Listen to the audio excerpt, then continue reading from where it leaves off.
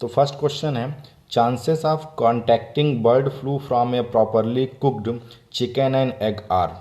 तो क्वेश्चन का मतलब है कि जो है बर्ड फ्लू के फैलने के कितने % चांस हैं अगर जो है चिकन एग को अच्छी तरीके से पकाया गया है 100 डिग्री सेंटीग्रेड के ऊपर। तो अगर 100 डिग्री सेंटीग्रेड के ऊपर हम चिकन एग को पकाते हैं तो ऐसे केस में जो बर्ड फ्लू वायरस है, इस बर्ड फ्लू वायरस का स्ट्रक्चर डिस्टर्ब हो जाता है। ऐसे केस में ये बीमारी बिल्कुल नहीं कर पाता या ना के बराबर कर पाता है। तो इसका मतलब ना के बराबर मतलब नेग्लिजिबल। इसके बारे में एक पॉइंट और याद कर लीजिए कि बर्ड फ्लू वायरस का जो स्ट्रेन होता है वो होता है H5N1। ये फर्स्ट क्वेश्चन हुआ। सेकंड क्वेश्चन है a group of animal which are related by descent and shares many similarities are refer to as. तो ऐसे एनिमल्स का समूह, ऐसे एनिमल का ग्रुप जो कि रिलेटेड हों सेम डिसेंट से। डिसेंट का मतलब होता है कुल या वंश। सेम कुल से, सेम वंश से अगर एनिमल रिलेटेड हैं तो और सिमिलरिटीज हैं उनमें, तो उनको हम लोग बोलते हैं ब्रीड। रेस एक नॉन बायोलॉजिकल टर्म है, इसको जनरली बायोलॉजी में इस्तेमाल नहीं करते, लेकिन जो है generally race group of humans के लिए इस्तेमाल करते हैं। जैसे कि हम कहते हैं black race, white race, mongoloid race. Variety जो है ये स्पीसीज से नीचे की एक लेवल है वैरायटी, और स्पीसीज जानते ही हैं बेसिक यूनिट ऑफ क्लासिफिकेशन है स्पीसीज। नेक्स्ट क्वेश्चन है इन breeding is carried out in animal husbandry because it. In breeding क्यों कराते हैं एनिमल हस्बेंड्री में? तो एनिमल हस्बेंड्री मतलब एनिमल का जो पालते हैं उनके उनमें आपस में जो है क्रॉस कराते हैं। तो इन ब्रीडिंग क्यों कराते हैं? तो इन ब्रीडिंग कराने से क्या आता है कि होमोजाइगोसिटी आती है। तो इसमें एक पॉइंट याद कर लीजिए, इनब्रीडिंग वजह से होमोजाइगोसिटी आती है, और लगातार इनब्रीडिंग कराते हैं तो इनब्रीडिंग डिप्रेशन आती है। ये सभी लोग जानते होंगे। इनब्रीडिंग करने से जो है विगर नहीं बढ़ता। विगर का मतलब होता है हाइब्रिड जो बना है वो पेरेंट से अधिक एडवांस हो, इसको बोलते हैं हाइब्रिड विगर। तो ऐसा नहीं होता, ब्रीड की क्वालिटी इंप्रूव नहीं होती, अल्टीमेटली इनब्रीडिंग डिप्रेशन आ जाती है। तो आंसर इसका जाएगा डी, इंक्रीजिंग होमोजाइगोसिटी। जेनेटिक्स में समझ में आएगा आपको। नेक्स्ट क्वेश्चन है सोनालिका एंड कल्याण सोना आर वेराइटीज ऑफ। सोनालिका और कल्याण सोना जो है ये जो है वीट की वैरायटी हैं। ये जो है वीट की वैरायटी हैं। राइस की वैरायटी होती है एक IR8, ये एक होती है IR8 हमारी NCERT के अकॉर्डिंग। एक होती है TN first, Taichung native first, Taiwan से आई है। और IR8 international rice research institute IRRI ने बनाई है। IR8 लिख देते हैं, IRRI ने बनाई है IR8। तो इंटरनेशनल राइस रिसर्च इंस्टीट्यूट ये फिलीपींस में है। मिलेट बोलते हैं हम लोग मक्के को, मेज को, ज्वार को, बाजरा को, इन सबको मिलेट्स बोलते हैं हम लोग। और तंबाकू आप लोग जानते ही हैं। नेक्स्ट क्वेश्चन है विच one of the following is not a fungal disease. तो ऐसी कौन सी बीमारी है जो फंजाई से नहीं होती? तो rust of wheat Puccinia fungus से होती है। जो स्मट ऑफ बाजरा है ये भी जो है फंजाई की वजह से होती है। ये स्मट ऑफ बाजरा जो बीमारी है ये भी जो है फंजाई की वजह से होती है। उस फंजाई का नाम है टोलिपोस्पोरियम। टोलिपोस्पोरियम नाम याद रखिएगा, Tolyposporium. Black rot of crucifer. Black rot of crucifer जो है ये फैलता है एक बैक्टीरिया से, और यही आपको बताना है कौन सा फंगल डिजीज नहीं है। तो ब्लैक रॉट ऑफ क्रूसीफर जो है ये फंगल डिजीज नहीं है, बैक्टीरिया से होता है, और बैक्टीरिया का नाम है जैंथोमोनास कैम्पेस्ट्रिस। बैक्टीरिया का नाम है Xanthomonas campestris. Xanthomonas campestris bacteria से ब्लैक रॉट ऑफ क्रूसीफर होता है। रेड रॉट ऑफ शुगरकेन जो है ये रेड रॉट ऑफ शुगरकेन ये भी फंजाई से होता है, और इसके फंजाई का नाम होता है कॉलिटोट्राइकम फैल्कटम या कॉलिटोट्राइकम फैल्केचम, ऐसे बोल सकते हैं। तो इसका ये भी फंजाई से होता है, और फंजाई का नाम है Colletotrichum.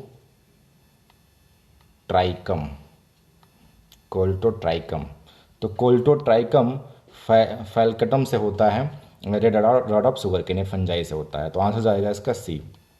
Question number 6 in virus infected plant the meristematic tissue in both apical and axillary bud are free of virus because. तो वायरस से इन्फेक्टेड प्लांट में मेस्टमेटिक टिश्यू में वायरस का इन्फेक्शन नहीं हो पाता। क्यों नहीं हो पाता?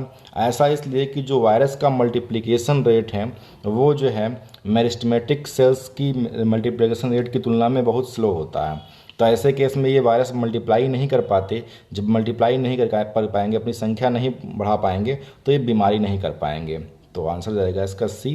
The cell division of meristems are faster than the rate of viral multiplication. Question number 7 several South Indian state raise 2-3 crop of rice annually. Agronomic feature of that makes this possible is because of। तो south India में जो है एक साल में जो है 2 से 3 फसलें पैदा हो जाती हैं चावल की। ऐसा किस कारण? बस ऐसा इसलिए क्योंकि जो है जो चावल की फसलें हैं उनकी यील्डिंग जो है जल्दी हो जाती है, जल्दी चावल प्राप्त हो जाता है हमको। तो साल्टर राइस प्लांट का साइज छोटा है, ये नहीं हो सकता। राइस प्लांट के साइज से मतलब नहीं है, ये नहीं है। बेटर इरिगेशन फैसिलिटीज, इरिगेशन मतलब होता है सिंचाई, तो सिंचाई की अधिक फैसिलिटीज़ हैं, ये भी सही नहीं है। अर्ली यील्डिंग राइस वैरायटी, ये सही है। उनकी जो राइस वैरायटी जो यूज करते हैं वो अर्ली यील्डिंग देने वाली होती हैं, कम समय में यील्डिंग हो जाती है, प्राप्त हो जाते हैं हमको। डिजीज रेजिस्टेंट वैरायटी, ये भी नहीं है। तो आंसर जाएगा इसका C. Question number 8 which one of the following combination would sugarcane farmer look for the sugarcane crop. तो शुगर केन फार्मर जो है कौन सी क्वालिटी, शुगर केन की खेती करने वाला जो किसान होता है वो कौन सी क्वालिटी शुगर केन यानी गन्ने के फसल में देखना चाहता है। तो शुगर केन फार्मर हो, चाहे किसान हो, चाहे हम लोग हों, अगर हम गन्ना खाना चाहते हैं तो फिर हमें कैसा गन्ना पसंद आएगा? हमें गन्ना ऐसा पसंद आएगा जिसका स्टेम मोटा हो, थिक स्टेम हो, उसमें लॉन्ग इंटरनोड हो। लॉन्ग इंटरनोड का मतलब है अगर ये गन्ना है तो गन्ने में जो है ये गांठ होती है एक, ये दूसरी गांठ है, 2 गांठों के बीच की दूरी ज़्यादा हो। ये गांठ जो होती है उसको बोलते हैं नोड। ये नोड के बीच की डिस्टेंस जो ये होती है उसको बोलते हैं इंटर नोड। जितना लंबा इंटर नोड होगा, जितना ज़्यादा इंटर नोड होगा, उतने ही जो है खाने में भी अच्छा लगेगा और उसमें जो है शुगर कंटेंट भी ज़्यादा होगा। तो फिर जो है लॉन्ग इंटरनेट हो, हाई शुगर कंटेंट हो और डिजीज रेजिस्टेंट यानी कि बीमारियों से जो है रेजिस्टेंट हो। तो ये सारी खूबियाँ हम चाहते हैं प्रेजेंट होना चाहिए किसी भी गन्ने में। Fungicide and antibiotic are chemical that. Fungicide और एंटीबायोटिक जो है वो केमिकल हैं जो क्या करते हैं। तो फंगिसाइड क्या करता है? फंगिसाइड जो है ये पैथोजेनिक फंजाई को मारता है और जो बैक्टीरिया होते हैं ये जो है ये मारे जाते हैं एंटीबायोटिक की हेल्प से। तो आंसर जाएगा इसका बी। तो फंगिसाइड मारता है पैथोजेनिक फंजाई को, बीमारी का काज करने वाले फंजाई को, और एंटीबायोटिक जो है ये ख़त्म करते हैं बैक्टीरिया को। तो आंसर जाएगा इसका B. Question number 10 use of certain chemical and radiations to change the base sequence of gene of crop plant is called. जब हम किसी जीन की या किसी डीएनए की बेस सीक्वेंस को चेंज करते हैं, तो बेस सीक्वेंस को हम जब चेंज करेंगे जीन या डीएनए की, तो इसको हम लोग बोलते हैं म्यूटेशन। तो इसका मतलब आंसर इसका जाएगा इसका म्यूटेशनल ब्रीडिंग। और म्यूटेशनल ब्रीडिंग का एग्जाम्पल आपके इंसाइड में दे रखा है मूंग बीन। तो मूंग बीन में जो है हमने गामा रेडिएशन का इस्तेमाल किया था, और गामा रेडिएशन का इस्तेमाल करके यहाँ पे हमने म्यूटेशनल ब्रीडिंग कराई थी, जिसकी वजह से मूंग बीन जो है ये रेजिस्टेंट हो गई थी पाउडरी मिल्ड्यू से। ये पाउडरी मिल्ड्यू से जो है क्या हो गई थी? रेजिस्टेंट हो गई थी। एक सेकेंड, पाउडरी मिल्ड्यू से रेजिस्टेंट, साथ ही साथ रेजिस्टेंट हो गई थी येलो मोज़ेक वायरस से। तो आंसर जाएगा इसका सी। क्वेश्चन नंबर नेक्स्ट है 11 the scientific process by which crop plant are enriched with certain desirable nutrients is called. अगर जो है फसलों के अंदर, फूड के अंदर न्यूट्रिशन की जो मात्रा है वो बढ़ा दी जाए, न्यूट्रिशन की जो अमाउंट है वो बढ़ जाए, विटामिन ए बढ़ जाए, विटामिन सी बढ़ जाए, या फिर जो है मिनरल कंटेंट बढ़ जाए, तो इस प्रोसेस को बोलते हैं हम लोग बायोफोर्टिफिकेशन। इस प्रोसेस को बोलते हैं बायोफोर्टिफिकेशन। ब्रीडिंग सिंपली जो है सेक्सुअल रिप्रोडक्शन ही है, जो हम लोग जो है करवाते हैं प्लांट के अंदर या एनिमल के अंदर। मोस्टली ब्रीडिंग बोलते हैं उसके टर्म, इन ब्रीडिंग, आउट ब्रीडिंग प्लांट के अंदर भी करवाते हैं। बायोरेमेडिएशन एक नया टर्म है, ये याद रखिए।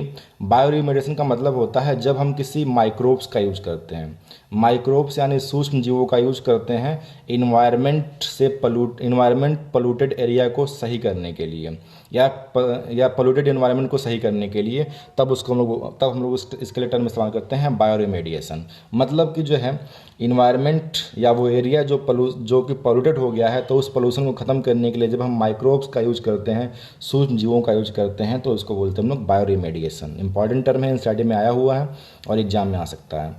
The term totipotency refers to the capacity of, totipotency का मतलब होता है सर्व क्षमता, यानी कि बहुत अधिक क्षमता है। ऐसे केस में एक छोटी सी सेल जो है एक होल प्लांट को जनरेट कर सकती है।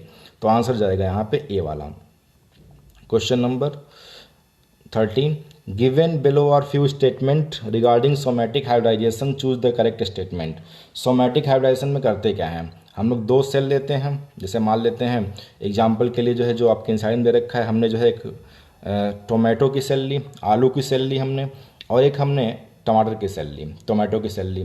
तो करते क्या है, दोनों की सेल वॉल को रिमूव कर देते हैं। आप जानते हैं सेल वॉल को रिमूव करने के लिए सेल वॉल में प्रेजेंट होती है सेलुलोज, हेमीसेलुलोज, पेक्टिन। तो ऐसे केस में हमें सेल वॉल को रिमूव करने के लिए सेलुलोज के लिए सेलुलेज नाम का एंजाइम चाहिए, हेमीसेलुलोज के लिए हेमीसेलुलेज नाम का एंजाइम चाहिए, और पेक्टिन को रिमूव करने के लिए पेक्टिनेज नाम का एंजाइम चाहिए। जब ये एंजाइम यूज करेंगे हम तो ये सेल वॉल है ये रिमूव हो जाएगी। जब सेल वॉल रिमूव हो जाएगी तो हमको जो है सेल मेम्ब्रेन जो कि कवर्ड किए हुए है प्रोटोप्लाज्म को, तो हमको जो पूरा स्ट्रक्चर मिलेगा जो कि कवर्ड है सेल मेम्ब्रेन से, और इसके अंदर जो भी चीज़ें प्रेजेंट हैं सब मिला के कहलाता है ये प्रोटोप्लास्ट है, ये भी कहलाएगा प्रोटोप्लास्ट। तो जब टोमेटो का प्रोटोप्लास्ट पोटैटो का प्रोटोप्लास्ट और टोमेटो का प्रोटोप्लास्ट मिलाते हैं आपस में, तो ऐसे केस में जो हमको हाइब्रिड प्राप्त होता है उस हाइब्रिड को बोलते हैं सोमैटिक हाइब्रिड, और इस प्रोसेस को बोलते हैं सोमैटिक हाइब्रिडाइजेशन। तो आंसर जाएगा इसका, आंसर देख लेते हैं। Treatment of cell with cellulose and pectinase, ये जरूरी है, तीसरा ऑप्शन सही है।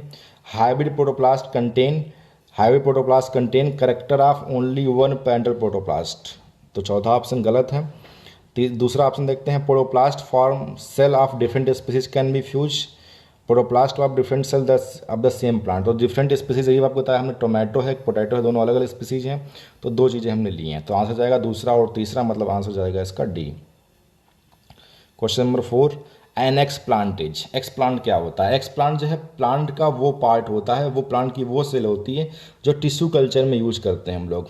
तो आंसर जाएगा इसका C, part of plant use in tissue culture, answer जाएगा इसका सी 14 का। Question number 15, the biggest constraint of plant breeding as. सबसे बड़ा अवरोध, कांस्टेंट मतलब अवरोध, प्लांट ब्रीडिंग में क्या है। सबसे बड़ा अवरोध ये है कि जो डिजायरेबल जीन होते हैं उनको हमें खोजना पड़ता है, और वो जो है फसल में होते हैं और जो है उनके वाइल्ड रिलेटिव्स में होते हैं। वाइल्ड रिलेटिव का मतलब जैसे कि हम कहते हैं कि जो है ये टमाटर है और दूसरा टमाटर जो जंगल में लगा हुआ है हम कहते हैं जंगली टमाटर है, उसको खा लेंगे नुकसान कर जाएगा। तो ऐसे ही वाइल्ड रिलेटिव में जो है हमें खूबियाँ मिलती हैं। तो आंसर जाएगा इसका A. Question number 16, lysine and tryptophan are. Lysine और ट्रिप्टोफान जो है ये एसेंशियल अमीनो एसिड होते हैं, याद रखिए, बहुत इंपॉर्टेंट पॉइंट है, आगे बताएंगे इनके बारे में और डिटेल में।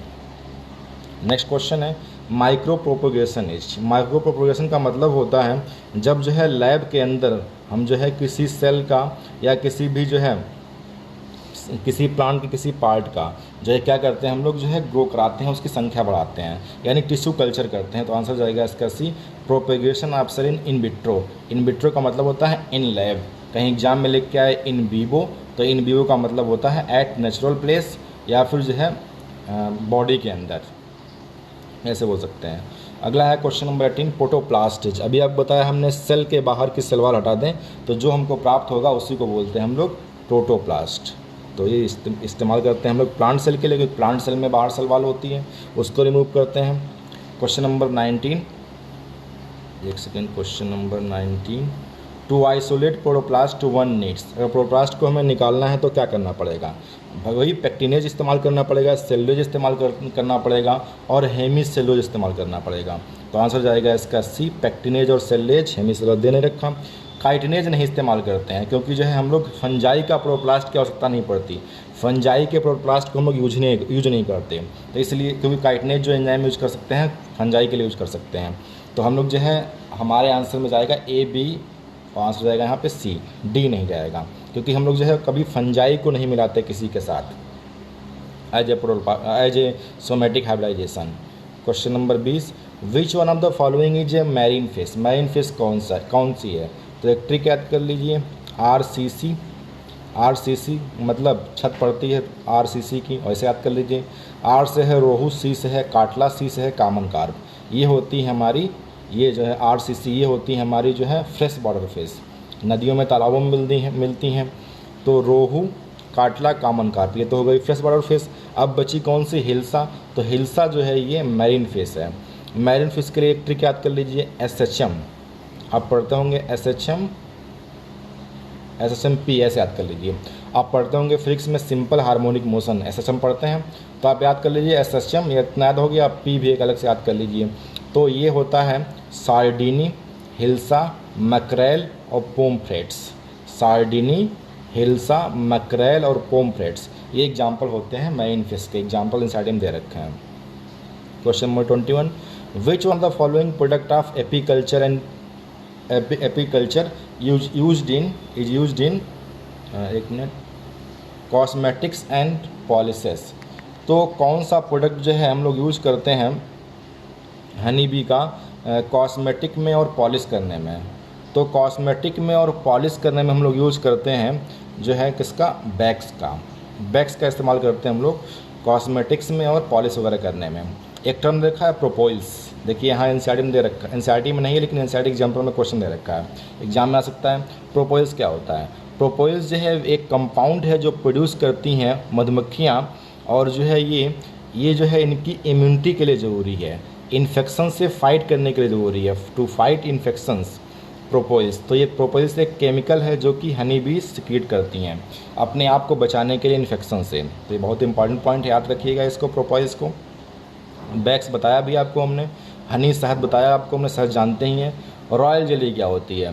रॉयल जेली जो है कुछ सिक्रीशन होते हैं हनी बी के, जो कि जो है जो हनी बी की लार्वा होती है उनको खिलाने के काम में आते हैं, उनको न्यूट्रिशन देने के काम में आते हैं। रॉयल जेली जो है इसका सिक्रीशन होता है नर्स बी के बॉडी से। नर्स बी की बॉडी में ग्लैंड्स होती हैं, उन ग्लैंड से सिक्रीशन होता है रॉयल जेली का, ठीक है। तो रॉयल जेली जो है नर्स बी या मधुमक्खी जो होती हैं उनके जो है उनमें जो है एक ग्लैंड की सिक्रीशन है रॉयल जेली, जो कि नरिश करती है, न्यूट्रिशन प्रोवाइड करती हैं डेवलपिंग लार्वा को। तो ये सारे पॉइंट। क्वेश्चन नंबर है 22, more than 70% of live stock population is found in. तो 70% पॉपुलेशन जो है लाइव स्टॉक प्रेजेंट है इंडिया और चाइना में। एग्रीकल्चर सेक्टर में इंडिया के कितने लोग लगे हुए हैं? तो इंडिया के लगभग 60% लोग एग्रीकल्चर सेक्टर में लगे हुए हैं। क्वेश्चन नंबर 24, 33% इंडिया की जो ग्रॉस डोमेस्टिक प्रोडक्ट है, सकल घरेलू उत्पाद है, वो जो है एग्रीकल्चर से आती है 33%, ठीक है। Question number next, a collection of all the allele of all the gene of a crop plant is called. तो लाइन एनसीईआरटी है डायरेक्ट आ गई है। तो ऑल एलील ऑल जीन का कलेक्शन कहलाता है जर्म प्लाज्म कलेक्शन। तो ऑल एलील ऑल जीन का कलेक्शन कहलाता है जर्म प्लाज्म कलेक्शन। आंसर जाएगा इसका A, germplasm collection. Thank you.